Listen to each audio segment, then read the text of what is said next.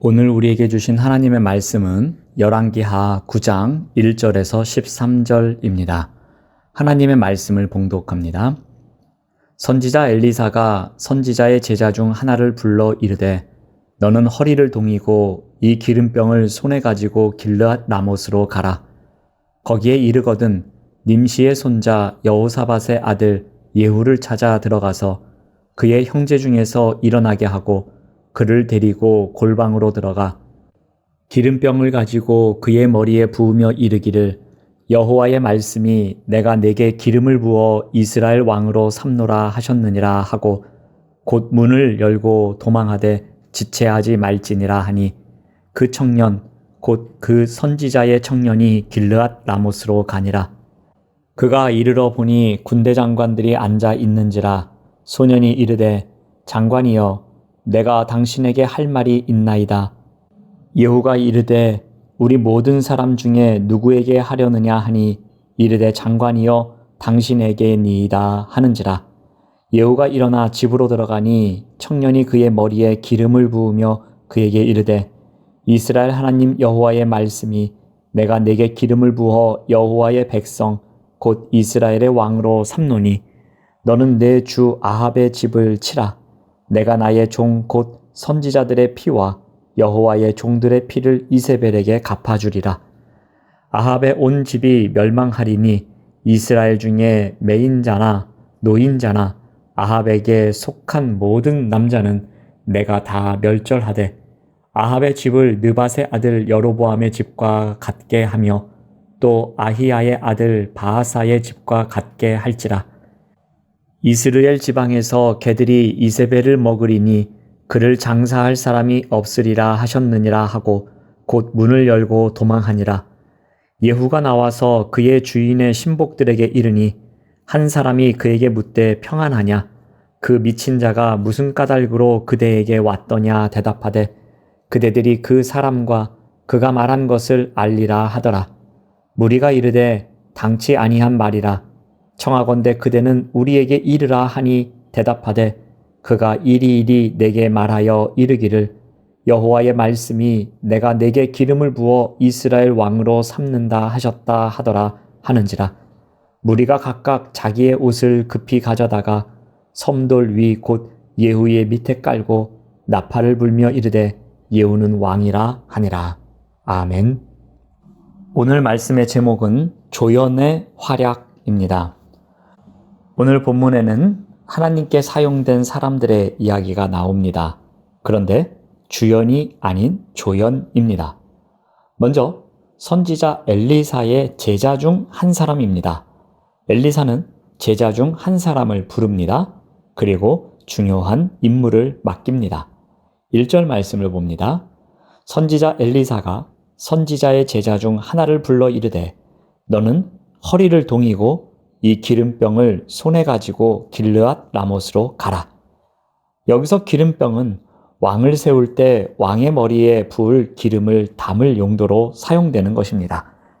엘리사는 제자에게 길르앗 라못에 도착하거든 예후를 찾아 그를 골방으로 데리고 가서 기름병에 담긴 기름을 그의 머리에 부으며 여호와께서 하신 말씀을 전하라고 합니다.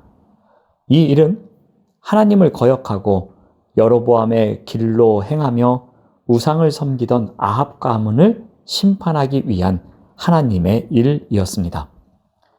이는 원래 엘리사에게 임한 명령이었습니다. 그런데 그 시대에 하나님의 일의 주연이었던 엘리사를 통해 이루시는 것이 아니라 조연인 엘리사의 제자를 통해서 성취됩니다. 엘리사의 제자가 이 명령에 따라 길르앗 라못으로 향합니다. 이 일은 매우 위험한 일이었습니다. 이런 일을 소명으로 받아 전쟁 지역으로 가서 누군가에게 기름을 부어 왕으로 삼는 일은 거의 반란과 같은 것입니다. 하지만 그는 엘리사를 통해 소명을 부여받은 즉시 그 일을 감당하기 위해서 전쟁의 위험이 있는 길르앗 라못으로 향합니다. 길르앗 라못에 도착한 제자는 군 지휘관들이 모여있는 장소로 갑니다. 제자는 군 지휘관들 중에서 예후를 따로 불러내어 사람들과 격리된 공간으로 갑니다.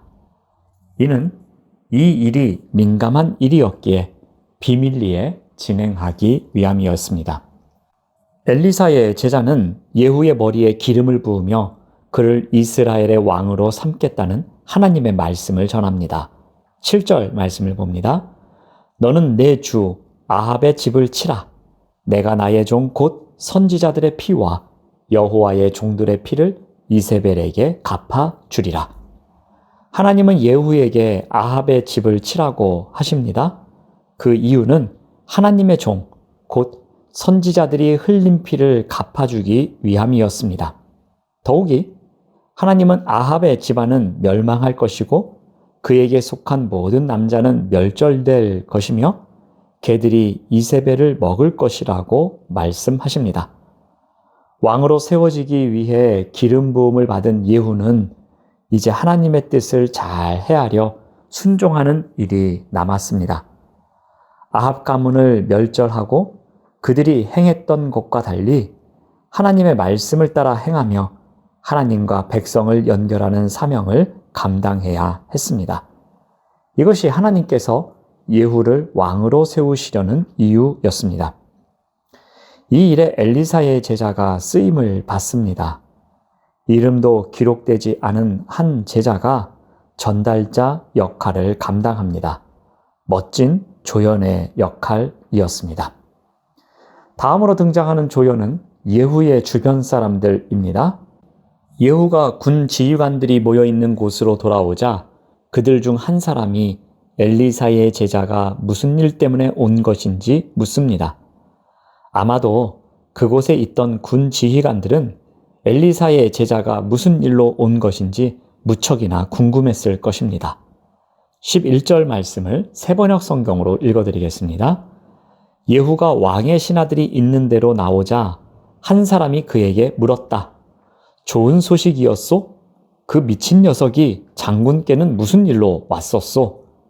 예후가 그들에게 말하였다.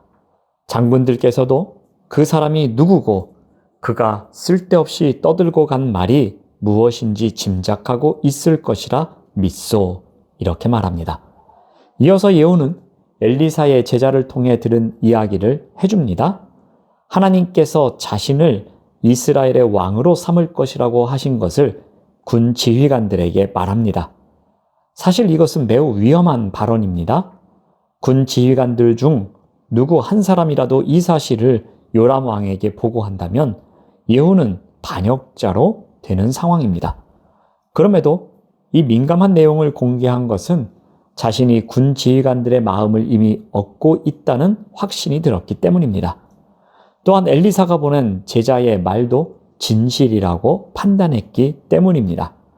그런데 예후의 발언 이후에 어떠한 일이 발생합니까? 13절 말씀을 봅니다.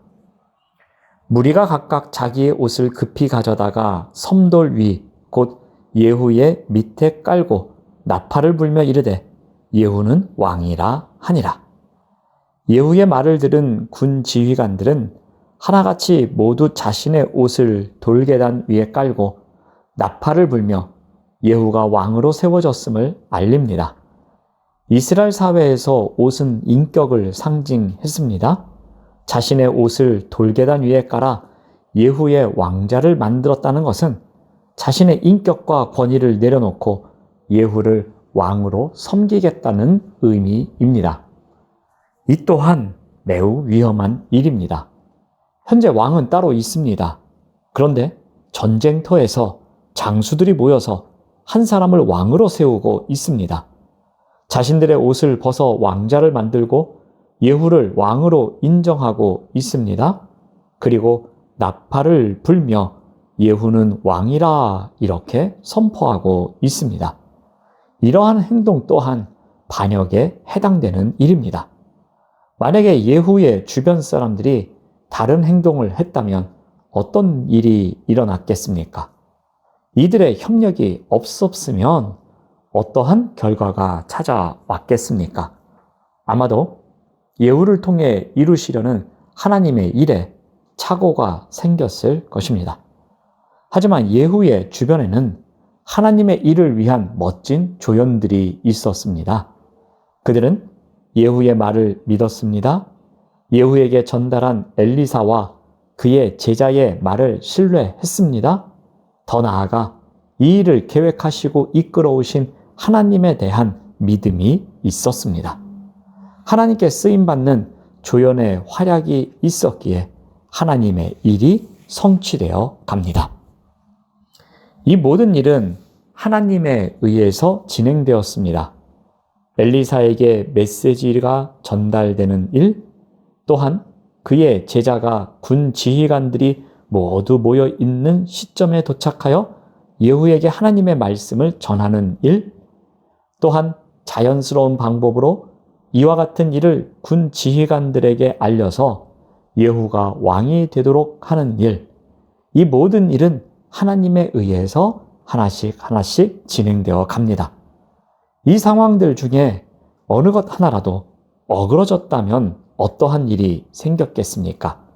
이 일은 이렇게 신속하게 진행되지 못했을 것입니다. 이 과정에서 어떠한 일이 있었습니까? 하나님께서 사용하신 조연이 있었습니다. 엘리사의 제자와 같이 하나님의 말씀에 진지하게 반응하며 자신의 목숨을 걸면서까지 순종하는 일이 있었습니다. 그리고 예후의 주변 사람들과 같이 예후를 통해 일하시는 하나님을 향한 신뢰를 갖는 사람들이 있었습니다. 우리 또한 하나님께서 사용하시는 조연입니다. 이 시대에 우리에게 맡겨주신 크고 작은 사명이 있을 것입니다. 맡겨주신 사명의 자리에서 힘들고 어려운 일을 만난다 할지라도 우리를 이끌어 가시는 끌어당김에 하나님이 계시다는 사실을 기억해야 할 것입니다. 그리고 그 부르심의 자리에서 감사와 순종으로 감당하며 살아가야 될 것입니다. 기도하겠습니다. 하나님 감사합니다.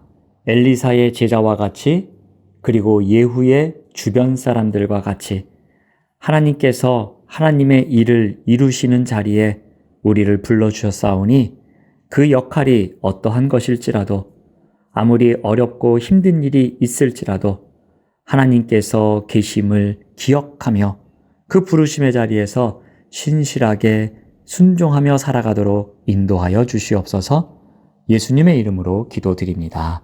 아멘.